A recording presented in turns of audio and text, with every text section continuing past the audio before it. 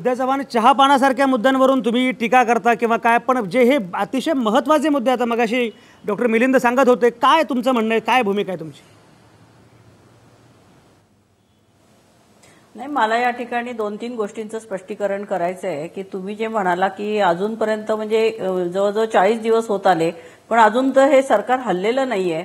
मला तुम्हाला आठवण करून द्यायची आहे, 2-3 वर्षापूर्वी सतत जो दुष्काळ पडला त्यावेळेस केंद्रीय कृषी मंत्री शरद पवार यांनी त्यांच्या अनुभवाने लगेच राज्यामध्ये येऊन मंत्र्यांची मीटिंगा घेऊन आमदारांना मंत्र्यांना आपल्या आपल्या मतदारसंघात दुष्काळाचा आढावा घेऊन तत्काळ नियोजन केलं होतं आणि सर्वांनी मिळून त्या ठिकाणी पाणी कसं मिळेल, टँकर कसे पोहोचवले जातील, दुष्काळात जनावरांना छावण्या कशा मिळतील, शेतकऱ्याला कशी मदत होईल, हे सगळं केलेलं असताना सुद्धा मगाशी संजीव साबळेजी जे म्हणाले की तुम्ही फक्त माध्यमांवरती टीका करतात. आता जेव्हा तो घोटाळा 70,000चा नाही आहे कोटीचा, तो 42,000 कोटी खर्च जो दाखवलाय, पुन्हा 1960 साली जे सिंचन क्षमता 2.8 होती ती आज तुम्ही 0.1 जर असं खोटं दाखवत गेला तर म्हणजे चांगलं काम करूनही त्याच्याविषयी कुठेही लोकांपर्यंत ते पोहोचवलं तर नाहीये, परंतु फक्त टीका केली, उपहासात्मक टीका केलेली. मला हे म्हणायचंय की 40 दिवस झाले तरी अजून हे सरकार हललेलं नाहीये. म्हणजे आम्ही जी चांगली कामं केली त्याचं कुठेतरी कौतुक तर जाऊच द्या, पण निदान कामं केली म्हणून न सांगता तुम्ही ती आताचं सरकार काय करणार आहे, म्हणजे हे हल्लेले सुद्धा नाहीयेत अजून. तर आता हे यांची कामं कधी सुरू होणार आहेत? म्हणजे जो अनुभव होता, जे चांगलं काम होतं ते आम्ही लोकांनी करून दाखवलंय, परंतु त्याच्यावर आमच्यावरती सतत आरोप करून अशा प्रकारे आम्हाला आमचं चित्र रंगवलं गेलं की आम्ही काहीही करत नाहीयेत म्हणून. तर हे सगळं जे चुकीचं आहे ते त्याच्याबद्दल फक्त मी संजीव साबळेजींना आणि आपल्याला सांगू इच्छिते की माध्यमांनी जे आम्ही केलंय ते तरी लोकांपर्यंत दाखवलं असतं तरी ही अशी वेळ लोकांवरती आणि शेतकऱ्यांवरती आली नसती.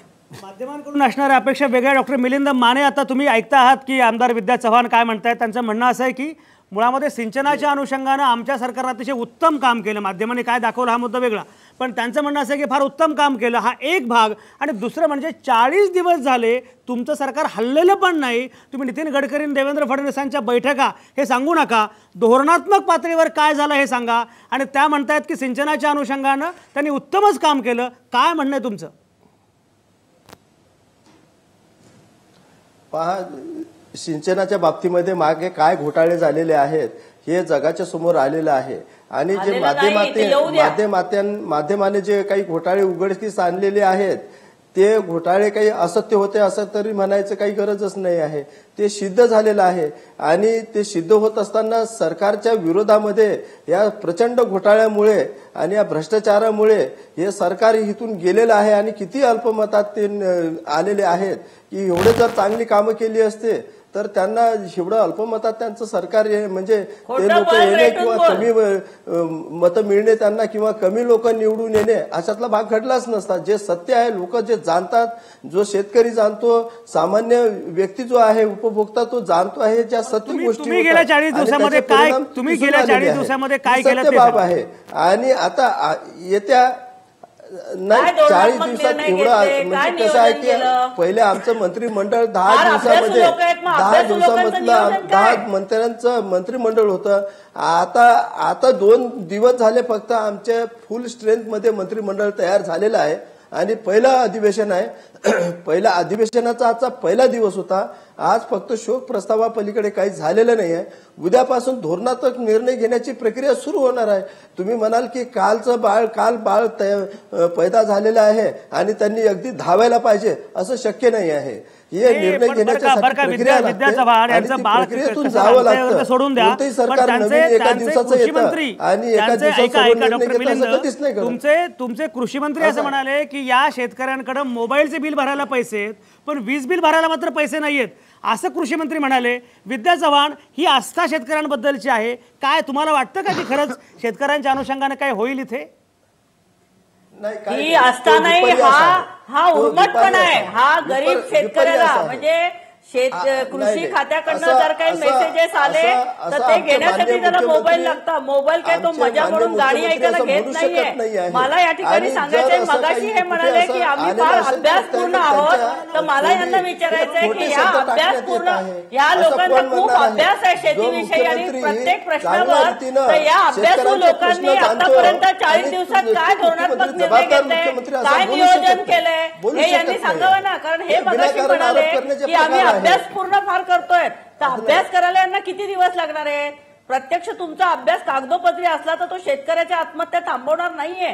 नुसता अभ्यास करून चालत नाही, वस्तुस्थितीचं भान यांना नाहीये आणि हे कुठल्याही प्रकारे कामाला यांनी सुरुवात केलेली जेव्हा सरकार आलं होतं तर तुम्ही काय ठीक आहे. संजीव साबळे मला सांगा, यांना धोरणात्मक भूमिका शेतकऱ्यांचे प्रश्न सोडवले काय? एक सेकंद, संजीव साबळेंना मी विचारतोय, काय खरोखरच पुढे काय होणार आहे, काय वाटतं? नाही, आता डॉक्टर माने म्हणाले की 2 दिवसापूर्वीच बाकीच्या मंत्र्यांचा शपथविधी झाला वगैरे. आम्ही इतकं उशीर करा म्हणून सांगितलं नव्हतं, जनतेने नव्हतं सांगितलं. तुम्ही शिवसेनेशी वाटाघाटी करून लगेचच्या लगेच सरकार बनवलं असतं तर चाललं असतं. 10 ऑक्टोबर महिन्याच्या शेवटाला शपथविधी झाला, त्याच्यानंतर इतके दिवस गेले. एवढ्या काळामध्ये धोरणात्मक निर्णय काहीही झालेले नाहीत, ही वस्तुस्थिती आहे. धोरणात्मक निर्णय नको, तुमच्या निर्णयांची दिशा काय असेल, तुम्ही कोणत्या दिशेने काम करणार आहात हे तरी कळायला पाहिजे होतं. हेही कळलेलं नाही आहे, तर ते करणं गरजेचं असतं. सरकार कोणत्या बाजू, जसं नरेंद्र मोदी यांनी सरकार स्थापन केल्यानंतर त्यांच्या कामाची दिशा काय असेल याचा अंदाज दिलेला होता, तो इथे दिसत नाही आहे, ही वस्तुस्थिती आहे. दुसरे 2च छोटे मुद्दे मला मांडायचे आहेत की विद्याताईंचा तो मीडियावरचा राग काही जात नाही आहे, पण विद्याताई सगळं काही मीडियानीच घडवून आणलं असं काही समजण्याचं कारण नाही. कारण ते जे आरोप होते हे मीडियानी केले नव्हते, तर हे विरोधी पक्षांनी केलेले होते, त्यांना प्रसिद्धी दिली होती आम्ही. तुम्ही जर आता विरोधी पक्ष म्हणून असंच काम केलं तर तुम्हाला जास्त प्रसिद्धी मिळेल आणि सरकार अडचणीत येऊ शकेल, हे एक मला सांगायचं आहे. आणि दुसरी गोष्ट म्हणजे आत्ता असं मला वाटायला लागलेलं आहे की जे अमर काळे जे काही म्हणतायत आणि विद्याताई काय म्हणतायत ते वेगवेगळ्या अगदी त्यांनी काम केलं तरी ज्या पद्धतीने ते सरकारवर तुटून पडतायत त्या पद्धतीने सरकार तुटून पडत राहिले तर सरकारवरती निश्चितपणे विरोधकांचा अंकुश राहील. तो अंकुश राहू दे एवढीच इच्छा आहे. डॉक्टर प्रकाश पवार, आता ह्या सरकार काय करेल किंवा काय हे आपण बघू. तुम्ही पॉलिटिकल सायन्स राज्यशास्त्राचे अभ्यासक आहात, प्राध्यापक आहात. एक मला सांगा, आत्ता बघा असं दिसतंय एकतर मुळामध्ये भाजप आणि शिवसेना आत्ता कसेबसे एकत्र आलेले आहेत, पण मुळात त्यांच्यातही काही फार त्यांचं जमेल अशी काही शक्यता नाही. त्याचे अनेक पडसाद नंतर उमटतीलच. काँग्रेस राष्ट्रवादी हे विरोधामध्ये आहेत, पण त्यांचं जमेल अशी एकूण अवस्था नाही. हे सगळं जे काय आम्ही विरोधक पण विखुरलेले आहे, सत्ताधारी विखुरलेले आहेत. या सगळ्या याच्यामध्ये सरकार सोडा, पण एकूण राजकीय पक्षांचं राजकारणाचं चित्र, आता पुन्हा जेव्हा निवडणूक होईल 2019ला, एकूण राजकीय चित्र काय असणार आहे, काय कसं बघता तुम्ही? महाराष्ट्राचं राजकारण मुख्यतः 2 पक्षांमध्ये विभागलं गेलेलं आहे. एका बाजूला भाजप, दुसऱ्या बाजूला आहे शिवसेना. परंतु त्यांनी हे तसं विभागलेलं न ठेवता त्या दोघांनी त्याचं एकत्रीकरण केलेलं आहे. याच्यामुळे पुढच्या भविष्यासाठी काँग्रेसला आणि राष्ट्रवादी काँग्रेसला मोठा ऐसपैस वातावरण निर्माण झालेलं आहे. ते त्यांनी त्याचा लाभ घेतला तर कदाचित ती पोकळी ते भरून काढू शकतील. कारण शिवसेना सत्तेत गेल्यामुळे आपोआपच त्यांनाही संधी उपलब्ध झालेली आहे. हा एक मुद्दा मोठा क्रिएट झालेला आहे शिवसेनेच्या सत्तेत जाण्यामुळे.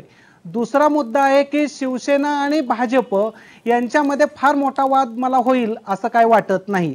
याचं कारण असं आहे की येत्या 5 वर्षामध्ये किंवा निवडणुकीच्या पुढे तोंडावर सुद्धा महाराष्ट्राचं सगळं राजकारण एकतर शहरांभोवती गुंतलेलं आहे किंवा शहर केंद्रित झालेलं आहे किंवा कॉर्पोरेट सेक्टरचं त्याच्यावरती नियंत्रण आलेलं आहे.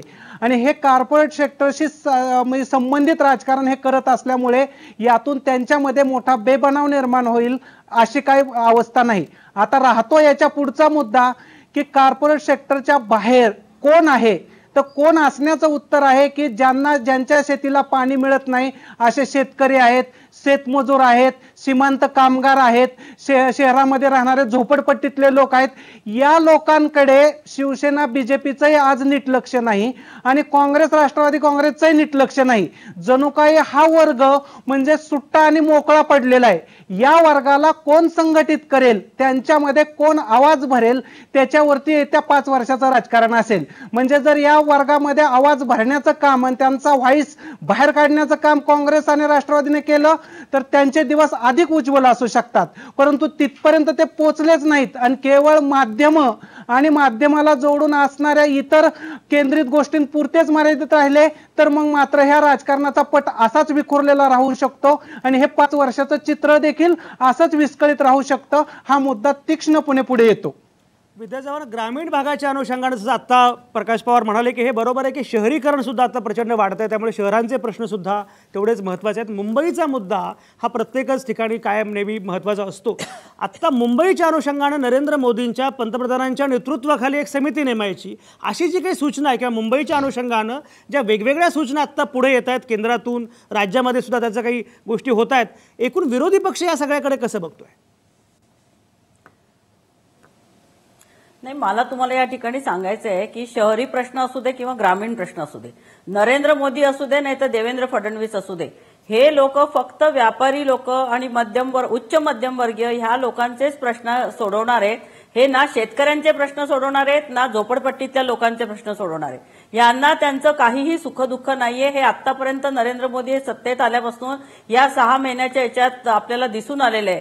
त्यांनी जपानच्या अध्यक्षाला का चीनच्या अध्यक्षाला जे अहमदाबादमध्ये बोलवलं होतं त्यावेळेस ते 15 वर्ष ज्या गुजरातचे मुख्यमंत्री होते त्या मुख्यमंत्र्यांनी त्या झोपडपट्ट्यांचे त्यांच्या अहमदाबाद शहरातले सुद्धा प्रश्न सोडवले नाही. त्यांनी बंगल्याभोवती सबंध एक आवरण लावलं होतं की जिथून त्यांना गरिबांच्या वस्त्या झोपडपट्ट्यात दिसू नये.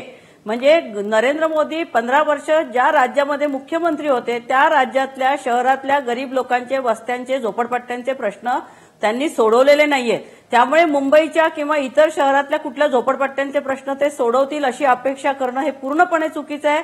ते एलबीटीचा विचार करतील, व्यापाऱ्यांचा विचार करतील, पण गोरगरीब शेतकरी असू दे किंवा झोपडपट्टीवासी असू दे, गरिबांचे प्रश्न या सरकारकडनं सुटतील ही अपेक्षा बाळगणं हे अगदी चुकीचं आहे. प्रकाश पवार, एक वेगळा मला मुद्दा तुम्हाला विचारायचा. एक म्हणजे आता देवेंद्र फडणवीस यांनी वेळोवेळी जाहीर केलेलं आहे की ते राष्ट्रीय स्वयंसेवक संघाचे अनुयायी आहेत किंवा हेडगेवारांना ते पूज्य मानतात. आता अलीकडच्या काळामध्ये एकूण मंत्रिमंडळामध्ये राष्ट्र संघाच्या प्रचारकांचा भरणा आहे किंवा अखिल भारतीय विद्यार्थी परिषदेमध्ये ज्यांनी काम केलं, चंद्रकांत पाटलांसारखे लोक आहेत, त्यांचं एकूण महत्त्व वाढतंय. हे जे केडर बदलतं आहे किंवा या प्रकारचे लोक आता मंत्रिमंडळामध्ये किंवा एकूण नेतृत्वामध्ये प्रभावी होत आहेत, त्याचा कितपत फरक पडेल एकूण राजकारणावर, राजकीय प्रक्रियेवर, कसं बघता? या गोष्टीचा राजकीय प्रक्रियेवरती मोठा प्रभाव पडणार आहे.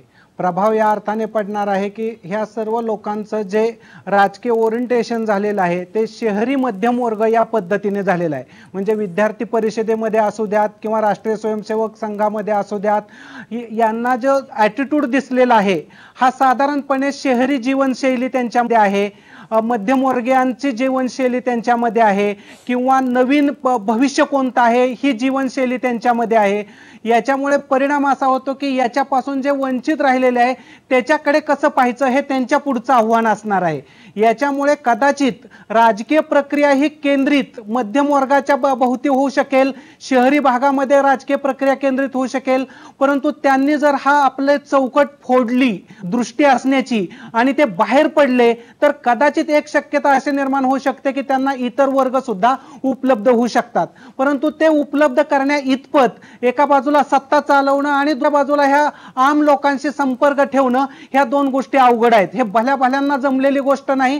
त्याच्यामुळे कदाचित आपल्याकडे वेळ कमी, मला बघितलं की आपण अतिशय अडथळ्यामध्ये अडखळत या सरकारची सुरुवात झालेली आहे. गेल्या 2 महिन्यात काही घडलं नाही असं आपण बघतो आहोत. दुसरीकडे विरोधी पक्षही अडखळत आहेत. या सगळ्यामध्ये या सगळ्याचा परिणाम एकूण महाराष्ट्रावर होऊ शकतो.